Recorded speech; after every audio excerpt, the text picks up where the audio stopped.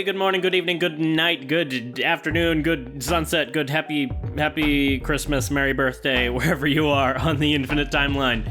My name is Gunnar Clovis. I'm a game developer, and today I would like to play Boxes by William Williams.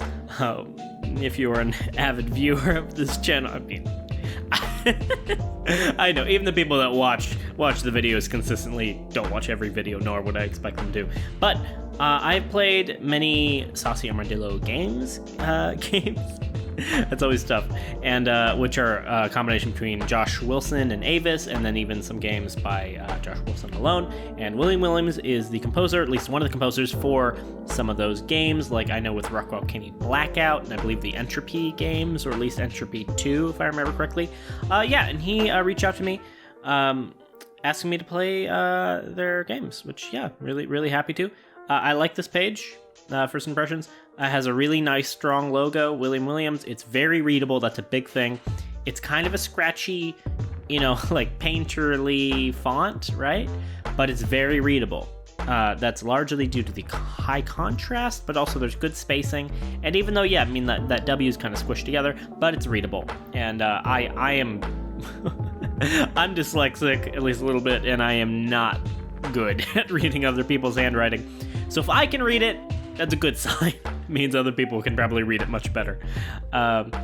So really nice logo. It has this very ominous, spooky, kind of blurry, pixelated,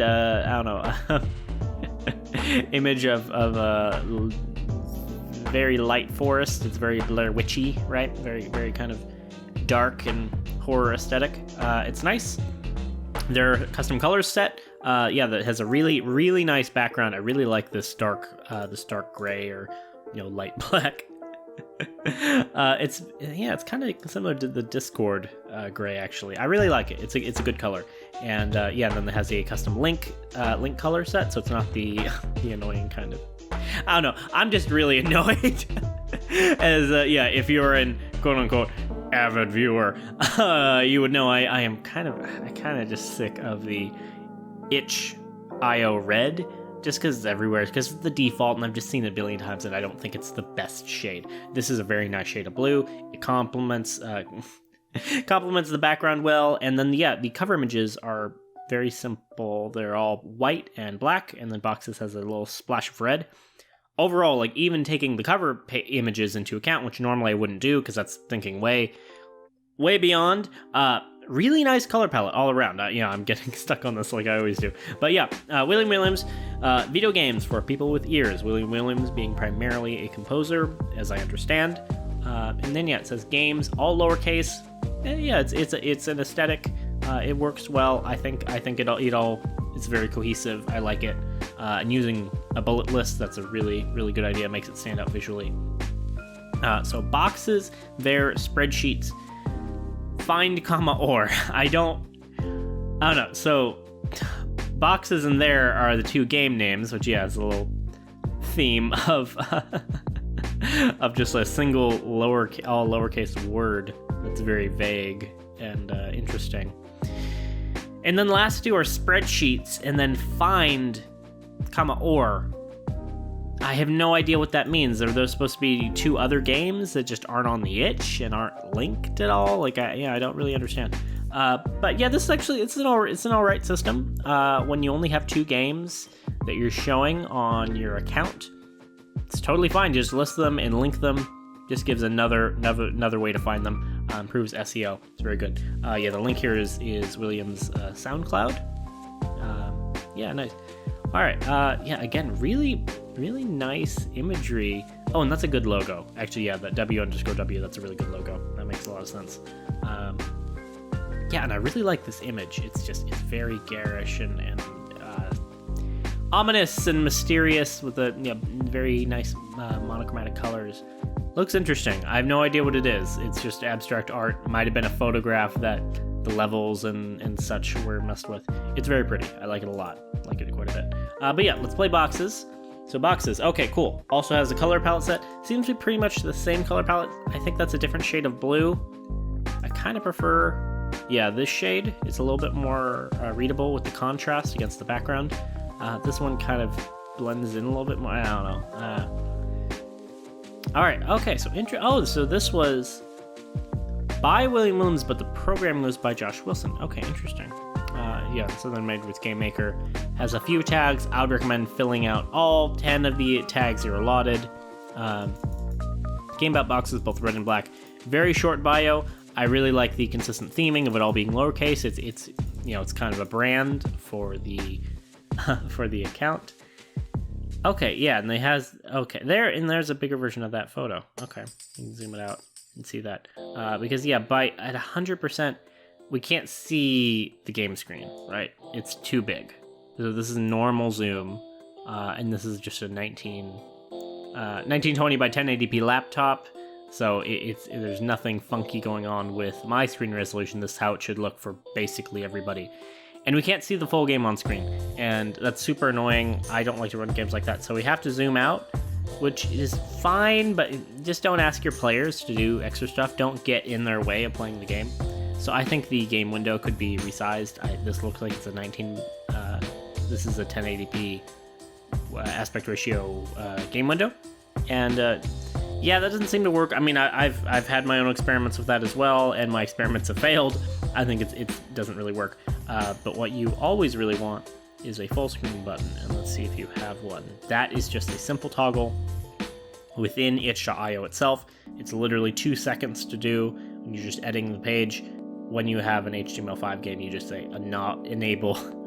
You toggle on like enable full screen. Just always do that. There's basically no reason to not do that. It just kind of makes your games better for a click.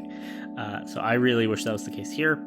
But here, yeah, we got this screen boxes. WSD arrow to move. Okay, I was going to mention, this is a short bio. It's very mysterious, which is cool. It's kind of a brand. But I kind of wish the controls were there. But it says the controls right in the game. So as long as that's a theme, those are the only controls for the game, or any other controls were stated in a similar way, get away with it. But yeah, this main thing, because even at 75% zoom, I can't quite get the entire screen on at once without cutting part of it off. So yeah, let's do that. Okay, so I press this, and I could move around the box and then kind of make a snake-like pattern behind me, but there was no pressure. It seemed to just kind of be waiting for me. And then I filled in the box because I wanted to see what would happen. So, funny how, even when given the world, we choose to lock ourselves away. Yep. That's very smart. Yeah, that's very good. That's exactly what I did. Cool. Okay, but now I seem to be stuck in this state. I'm running my hand across the keyboard, pressed R, pressed escape, pressing all of the key. I'm just gonna press every key on the keyboard, and yeah, nothing restarts the game, which is annoying. So I have to restart have to reload the web page, which is super obnoxious. Never make your players do that. There's really no reason why that should be the case, especially in an engine like Game Maker Studio. It's really easy, just restart the game, and especially because these are music-focused games. It said they're games for people with ears, and Williams is a composer first. When you make the player reload the page rather than restart the game, it completely ruins the immersion and particularly the flow of the music, where if you're restarting the game, you have control over that music and you can have it just kind of loop. In Game Maker, you could just restart the room and just have the music not stop, just play continuously. You could adapt to it, you can do all sorts of stuff. Anything, which is much, much better than having it cut out and as I reload the page and then have to restart. That's super, super annoying. I really don't like it when editing these videos together because it makes it sound kind of bad. But all right, I'll move away. As I press left, because there's white space, I couldn't tell that I was moving left without the basis. Now, because my red square, I'm just pressing left a bunch.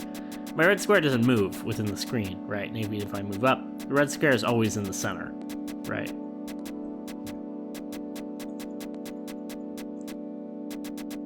Okay, cool. I was gonna say, this is very annoying if I have to keep pressing the keys, but no, I can hold it down, and then after a short delay, like that, then it starts going quickly. That's exactly how you should do it. That's perfect. It's very good. Okay, So, no clear purpose, and I kind of expected to trigger something else by now, just with my messing around. So, game about boxes, both red and black. I'm not boxing myself in, I'm just gonna try, well, I kind of like tracing, but I should just try walking into the wall, so I'll do that right now. I'm gonna press up, and nothing happens. Okay, it just makes a little lack of sound effect, a little kind of audio hiccup. Yeah, that sounds really bad. Yeah, so the music seems to be very, very pretty. I have it set kind of low because if I have it too loud, it's kind of hard to focus for me because I'm a big fan of music. But, okay, what if I make some boxes, but I don't trap myself like that? Well, I mean, I was already doing that, I guess. Yeah, I really expected to trigger something else.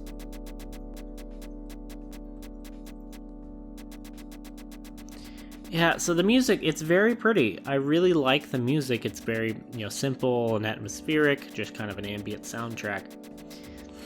But I really don't like these sound effects. See, pretty music. There's kind of a popping, which is an audio problem. Pop, pop, pop, pop. I don't know if that's supposed to be intentional with the audio, with the background music, or if that is a problem. It's a coding issue with the sound effects or something. Because, it really hurts my ears. It really does not sound good. And I'm going to turn the volume back down. And yeah, just this movement sound for the red box. It's very tingy. Really, really does not. Okay, I'm going to lower the volume even more. It really does not feel good in my ears.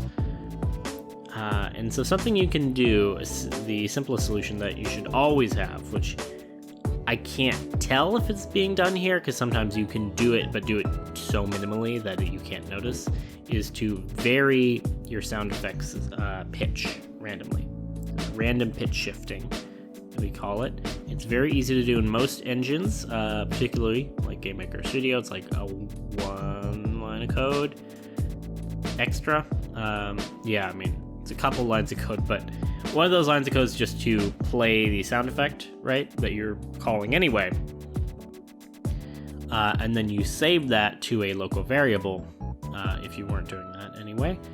So it would be like, I write var sound equals audio play sound within Game Maker Studio 2. And then, you play the sound, you set, does it loop, does it, what's its importance level, which doesn't really matter for most of the time. And then pick the sound effect and it plays. And then right after that, you would write another line that's like audio set pitch. I don't remember it exactly. It's like audio sound pitch or something like that. And then you pass it that variable sound, that local variable that you saved the previous call to. And then you just give it a random range, like I usually set it. It's probably too high most of the time what I set it to. Too wide of a range.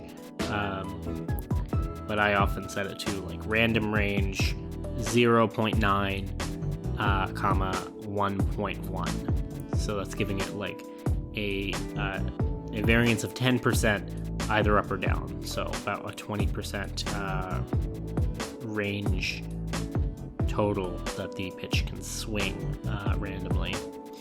And so that makes your sound effects not be so kind of annoying and repetitive and hurt the ears.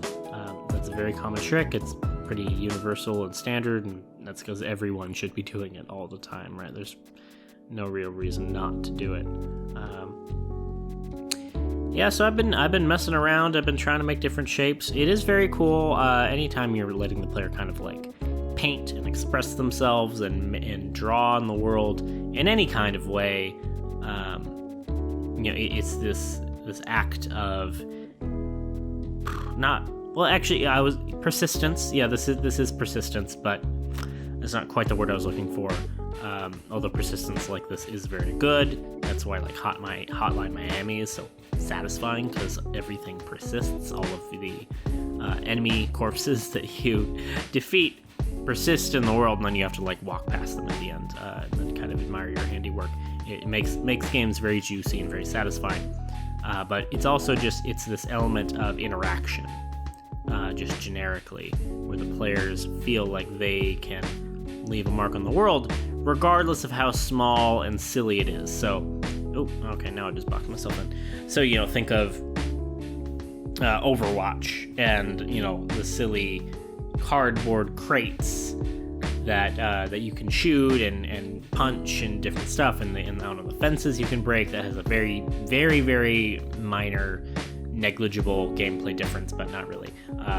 It's mainly just about the player interaction in destroying those visual elements just because, and that just it makes it something inherently fun. And so that's always really good to do. That's what's happening here.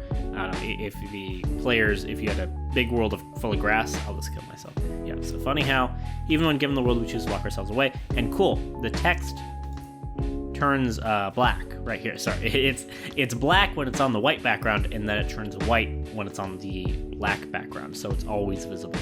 That's good. It's a little tough because that transition just looks a little funky, but that's just how those things kind of happen. It looks fine, and it's readable, which is what's important, which is really cool. I was wondering how that was going to be handled. So yeah, I can't find a goal with this game, which is fine. Not all games need to have goals.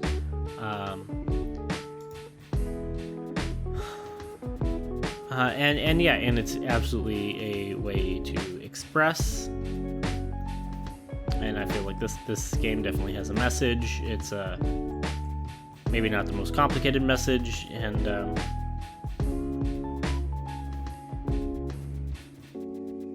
yeah, I don't know. It's relaxing, it's satisfying. I really have to lower the volume though, because I like the background music, but the sound effects are just really, really annoying and hurt my ears.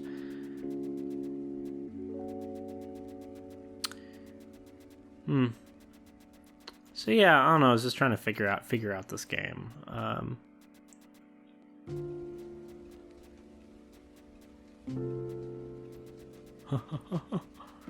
Yeah, making shapes like this is inherently satisfying and fun. It's almost always a pretty good design decision. Yeah, I screwed that up. Whatever.